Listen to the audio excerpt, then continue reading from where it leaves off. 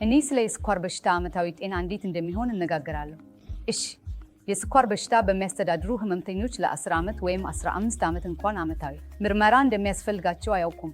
ቢያንስ ካስፈላጊ ሙከራ ነው የሚያስፈልግህ ከ3 ወር አንድ ጊዜ ማድረግ እና ለችግሮች ሲመጣ የአይን ምርመራ በዓመት አንድ ጊዜ አይኖችን ለሬቲና ምርመራ ማረጋገጥ አለብህ። ይህ በጣም አስፈላጊ ነው፣ ምክንያቱም በየስኳር በሽታ ህመምተኞች ውስጥ የእይታ እንክብካቤ ዋነኛ ምክንያት ነው። ሁለተኛው የልብ ምርመራ ነው። የኢሲጂ ኢኮ እና ትሬድሚል እንዲሁም የሊፒድ ፕሮፋይል በዓመት አንድ ጊዜ ማድረግ አስፈላጊ ነው።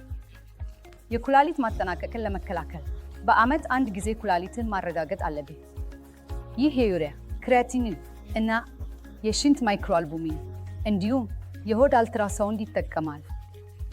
ከኩላሊት ችግር ጋር ማንኛውንም ለውጥ እንደ ሽንት ማይክሮአልቡሚን ከፍ እንደሚል ከማግኘት በፊት በዚያ ደረጃ ላይ መድረክ እና የኩላሊት ሁኔታን መቆጣጠር እንችላለን።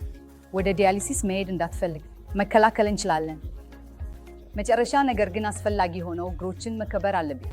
ወደ እግር ምርመራ ሲመጣ ወደ እግሮች የደም አቅርቦት እንዲሁም ወደ እግሮች የነርቭ አቅርቦት ይጠቀማል። ስለዚህ የስኳር በሽታ ሁኔታን በትክክል መከበር እንዲሁም ሁሉም የምርመራ ፈተናዎች በተመጣጣኝ መንገድ ማከናወን በጣም አስፈላጊ ነው። እንደዚህ በማድረግ ከሚከሰቱ ውስጥ መውጣት ትችላለህ።